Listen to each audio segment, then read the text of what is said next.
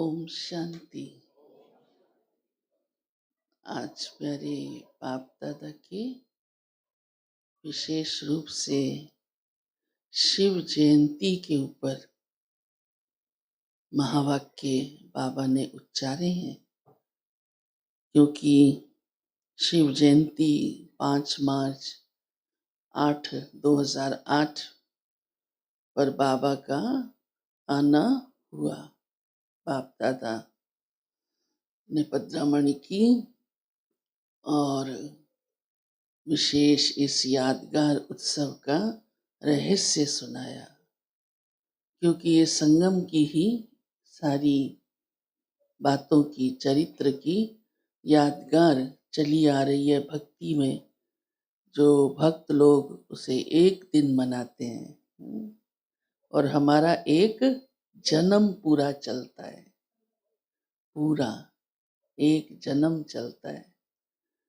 तो बाबा कहते वो एक दिन खान पान की शुद्धि रखेंगे, व्रत रखेंगे, ब्रह्मचर्य में रहेंगे, कीर्तन करेंगे, रात जागेंगे, फल फूल मेरे ऊपर चढ़ाएंगे। ये सब विधि की निशानियां कहाँ से बनी? अब से हम पूरा जन्म पवित्र रहते हैं तो शिव बाबा को हमने पाया। हाँ, शिव बाबा को पाया तो शिव बाबा ने हमें पूरे जन्म का ब्रह्मचर्य का व्रत पक्का करा दिया। एक दिन या एक सप्ताह का नहीं, या 21 या 40 दिन का नहीं। देखो उसका महत्व है, तब तो वो रखते हैं ना कि जो भी अच्छा काम है वो ब्रह्मचर्य व्रत के होने पर होना चाहिए, तो उसकी सफलता है। और हमको बाबा ये एक जन्म पूरा क्यों कराता है? क्योंकि बाबा हमारे 84 जन्मों को अच्छा बनाता है। अब इतने सारे जन्मों को अच्छा बनाने के लिए एक जन्म तो पूरा, हमें उसी रीति से नियम बद्ध चलना होगा ना। तो बाबा ने आज कहा है कि आपकी पवित्रता मनसा से भी हो, वाचा से भी हो, कर्मणा से भी हो, संबंध से भी हो, व्यवहार से भी हो।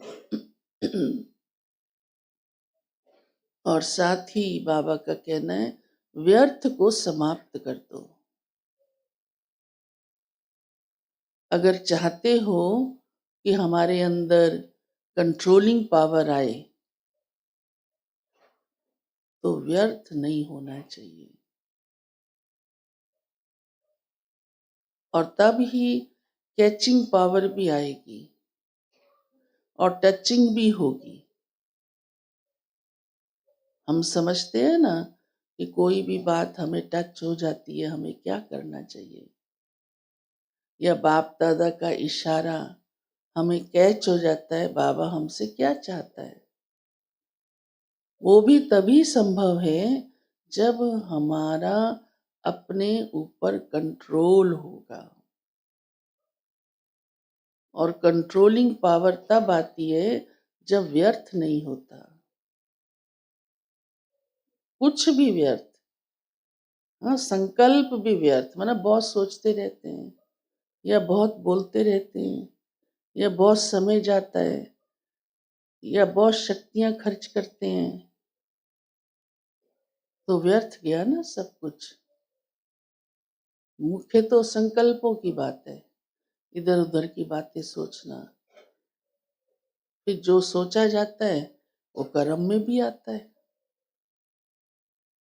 तो फिर बाबा कहते कंट्रोलिंग पावर कैसे आएगी ना, इंद्रियों पर कंट्रोल भी नहीं रहता।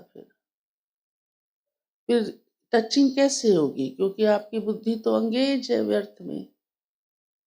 जैसे पहले नहीं, वो टेलीफोन बूथ से घंटी बजती थी तो वो हेलो हेलो करते रहते थे, कहते आपकी लाइन अंगेज है कहीं, है ना, कनेक्शन ही नहीं जुड़ता था। तो हमारी बुद्धि भी कहीं अंगेज नहीं हो, वेस्ट होता है तो अंगेज रहती है। आज बाबा ने बहुत सारी बातें कही हैं। का जन्मदिन मनाते हो तो बाप समान बनो ना, संपन्न बनो, संपूर्ण बनो। और भी बहुत शिक्षाएं आज प्यारे बाबा ने हम बच्चों को दी हैं कि आपकी चलन सेवा करे, आपका चेहरा सेवा करे। ऐसे ये है शिव जयंती मनाना। अभी आएगी ना फरवरी में इस बार शिव जयंती। हाँ, तो सोचना क्या प्रोग्राम करने हैं। और साथ ही बाबा ने कहा संगम पर मैंने तुम्हें बहुत बढ़िया बैंक दी है, और उसमें क्या जमा करो, साइलेंस पावर, श्रेष्ठ कर्म का खाता, वो जमा करते जाओ। कितना जमा कर पाते हो वो देखना अपना। हाँ, समझा। दादी गुलजार सुनाती थी, जैसे आप भंडारी रखते हो ना अपने पास, बच्चे गुल्लक भी रखते हैं, उसमें जो मिलता है डालते जाते हैं। जो होशियार होते हैं वो खर्च कम करते हैं, गुल्लक में ज्यादा डालते हैं, तो उनका ज्यादा जमा हो जाता है। थोड़ा थोड़ा करके ही बहुत हो जाता है। तो दादी कहती थी ऐसे सारे दिन में आप थोड़ा थोड़ा करके भी बाबा को याद करते रहो। चलो 5 मिनट मिले योग में बैठ गए, फिर कर्म किया, फिर 2 मिनट मिले योग में बैठ गए। मिलते तो हैं, ऐसा नहीं है। चाहे खड़े खड़े भी करो तो आपकी भंडारी भरती जाएगी। इतना सहज है ना। तो आज बाबा ने उसको बैंक का नाम दिया है। हाँ? भाई कर्म पूरा हुआ, साइलेंस में चले गए। सिर्फ मुख की नहीं, मन की भी। बस मन एक में टिक गया, बिंदु में।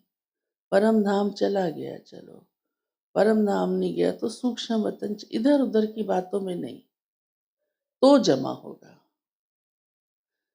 इकट्ठा नहीं 1 घंटा कर सकते हो, 2-2 4-4 मिनट तो कर सकते हो ना।